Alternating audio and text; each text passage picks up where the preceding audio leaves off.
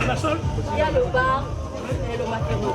On a voulu faciliter les liens qui existent entre les différents peuples d'Afrique déjà, parce qu'on a l'habitude de faire des festivités communautaires, mais on n'a jamais eu l'idée de faire des festivités qui rassemblent, j'allais dire, toute une communauté entière, c'est-à-dire tout un peuple entier. C'est dans cet état d'esprit-là que nous nous sommes dit pourquoi, au lieu de faire une fête spécialement gabonaise, ivoirienne ou congolaise, autant faire une fête qui magnifie l'Afrique centrale et qui permette au peuple de l'Afrique centrale de eux-mêmes se connaître davantage, mais aussi aux autres peuples d'aller à la rencontre de ces cultures d'Afrique centrale.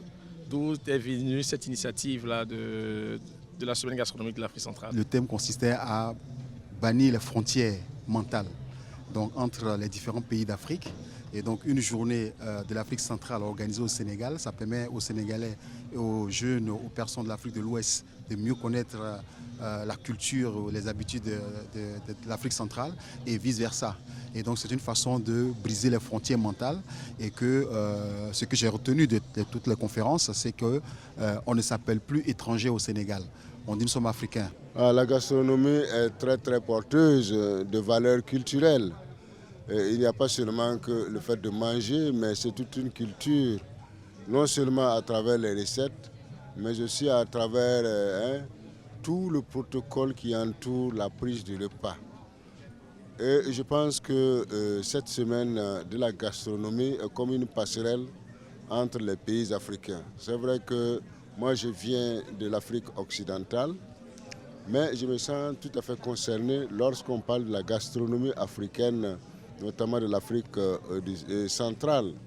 Ce sont pratiquement les mêmes coutumes alimentaires, même si le contenu n'est pas le même, mais c'est à travers le repas, à travers ce que nous prenons, que nous portons également une autre partie de notre identité culturelle. La gastronomie, c'est déjà, on va dire, le socle de toute culture, parce que c'est de la gastronomie que naissent tous les autres aspects de la culture.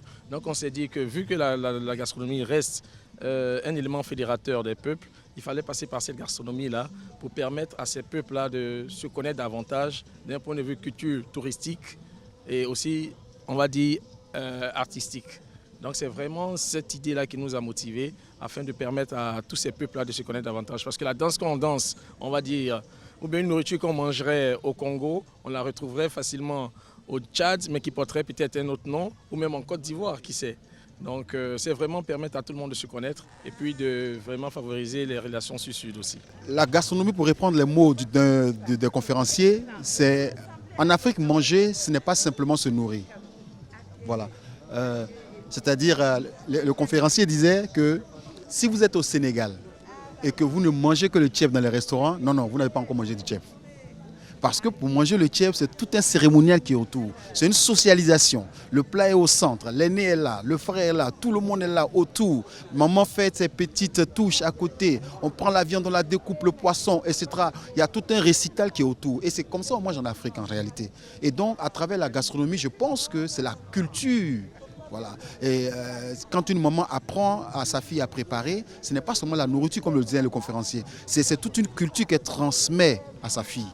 Et donc la gastronomie, je pense que c'est l'élément idéal, pour attirer les gens, pour pouvoir bien manger, mais mieux pour savoir comment ça se prépare et surtout tout le cérémonial qui est autour. Nous devons ensemble être fiers de ce que nous produisons, de ce que nous consommons, de la manière avec laquelle nous prenons nos repas.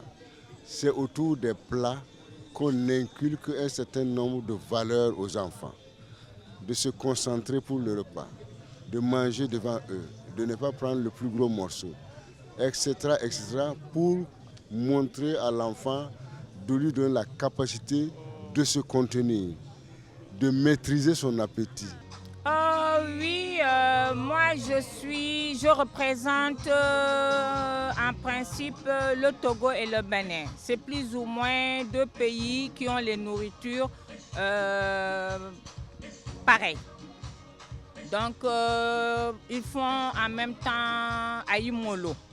Aïmolo, c'est le riz avec haricots, avec poisson, sauce, spaghettis et œufs pour l'ornement.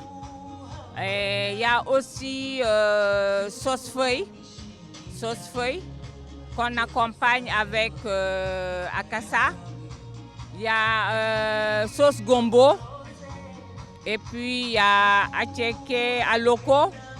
Donc il y a ces plats avec le poulet braisé, le poisson braisé. C'est ça.